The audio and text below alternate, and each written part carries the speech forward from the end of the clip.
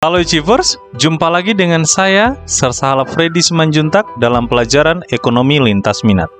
Achievers, saat ini kita akan belajar tentang gaya kepemimpinan dalam perusahaan.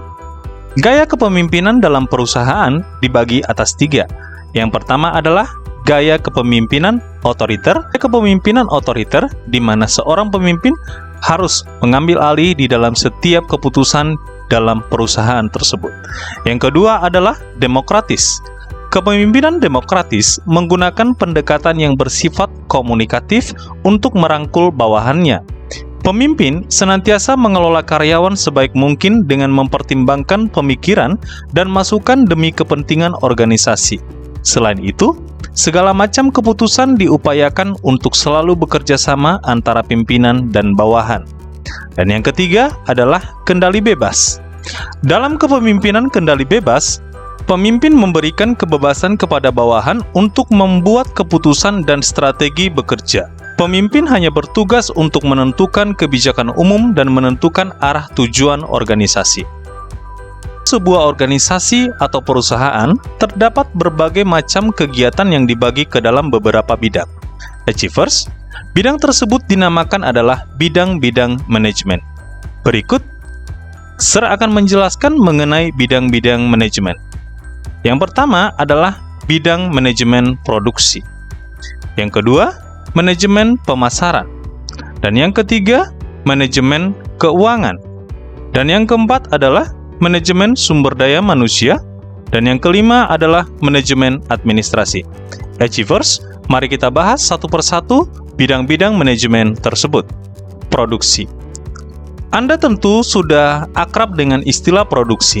Hanya saja, manajemen produksi menekankan pada terencana dan tersistemnya sebuah kegiatan produksi yang mengubah input menjadi output. Dalam manajemen inilah terdapat perencanaan produksi sampai pengawasan kegiatan produksi. Dalam perencanaan sistem produksi perlu memperhatikan hal-hal sebagai berikut. Yang pertama adalah rancangan produk. Berkaitan dengan apa yang dibutuhkan masyarakat dan bagaimana bentuk rancangan produk yang akan diproduksi. Yang kedua, kapasitas produksi.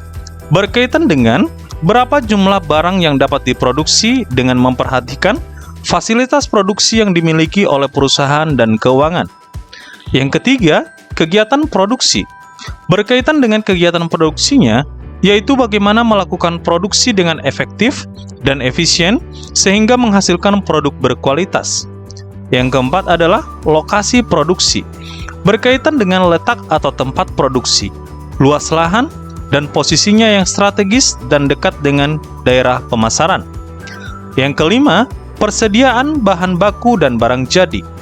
Persediaan bahan baku harus diperhatikan mengingat jumlah kebutuhan atau permintaan yang banyak dan mempertimbangkan kapasitas produksi.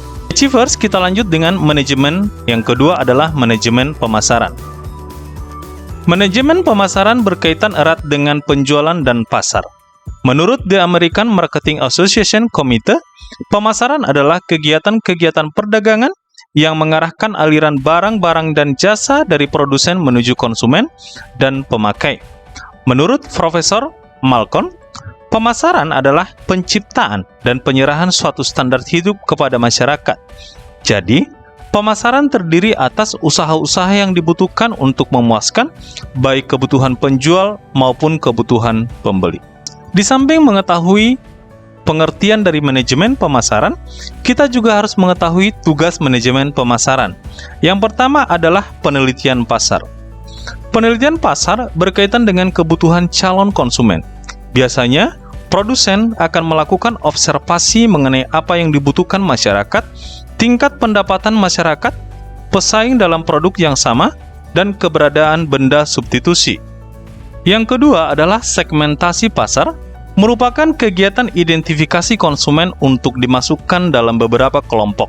Segmentasi biasanya berdasarkan pekerjaan, tingkat pendidikan, pendapatan, daerah tinggal, dan jenis kelamin. Yang ketiga adalah marketing mix atau bauran pemasaran. Merupakan perangkat atau alat pemasaran yang dapat dikendalikan berupa produk, harga, distribusi, dan promosi. Keempat hal tersebut dipadukan menjadi satu dan berfungsi untuk menghasilkan respons pasar. Manajemen yang ketiga adalah manajemen keuangan.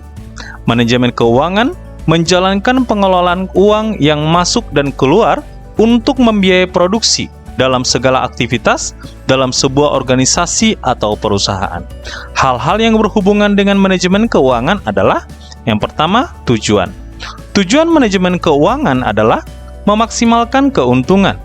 Kedua, mengutamakan kesejahteraan perusahaan. Dan yang ketiga, memastikan bahwa member-member keuangan atau anggota keuangan digunakan secara efektif dan efisien. Fungsi manajemen keuangan ada 3. Yang pertama, raising of funds. Yang kedua, allocation of funds. Yang ketiga, controlling of funds. Raising of funds menyusun anggaran penerimaan. Allocation of funds mengalokasikan sumber keuangan pada aktivitas perusahaan. Controlling of funds pengawasan terhadap penggunaan uang. Kemudian kita akan belajar tentang peran manajemen keuangan. Yang pertama adalah bertanggung jawab atas perolehan, pembiayaan, dan manajemen harta atau aset. Yang kedua, meningkatkan pertumbuhan ekonomi. Yang ketiga, menghadapi tantangan dalam mengelola aset secara efisien. Keempat adalah manajemen sumber daya manusia. Manajemen sumber daya manusia biasa disebut juga manajemen personalia atau HRD, yang mengurusi masalah kepegawaian termasuk pengembangan sumber daya manusia itu sendiri. Tugas manajemen personalia atau manajemen sumber daya manusia yang pertama adalah penerimaan karyawan. Manajemen SDM akan membuat standar yang menjadi acuan dalam proses seleksi dan menganalisis siapa saja yang berhak menempati posisi sebagai karyawan. Yang kedua, pemberian motivasi dan penilaian kinerja. Manajemen SDM bertugas meningkatkan semangat kerja melalui pemberian motivasi. Selain itu, melakukan penilaian melalui kedisiplinan dan kualitas kerja karyawan. Dan yang ketiga adalah feedback atau umpan balik. Feedback atau umpan balik terdiri atas 2. Yang pertama, promosi, kenaikan jabatan, kenaikan gaji, dan pemberian properti kantor. Yang kedua adalah penurunan prestasi, berupa teguran, penurunan pangkat, dan mutasi. Kelima adalah manajemen administrasi. Manajemen administrasi identik dengan keuangan, tetapi administrasi tidak hanya menyangkut keuangan. Lihat saja laporan penjualan, bukti pembelian, dan data karyawan, semua terangkum dalam tugas manajemen administrasi. Manajemen administrasi pada intinya bertugas untuk menyediakan informasi yang dibutuhkan bagi para pengambil keputusan dalam perusahaan.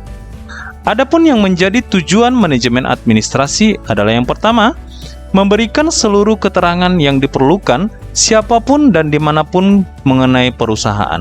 Yang kedua, memberikan ketatausahaan yang cermat. Dan yang ketiga, membantu perusahaan memelihara persaingan. Yang keempat adalah membuat catatan seefisien mungkin.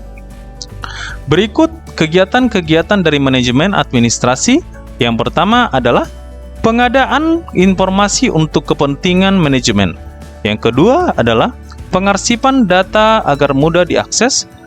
Yang ketiga, menginventarisasi peralatan dan perlengkapan kantor. Fungsi manajemen administrasi yang pertama adalah perencanaan, yang kedua adalah pengorganisasian, dan yang ketiga adalah pergerakan, yang keempat adalah pengendalian. Achievers, demikian pelajaran kita pada pagi hari ini tentang gaya kepemimpinan dan bidang-bidang manajemen. Sampai bertemu minggu depan, dan saya ucapkan terima kasih.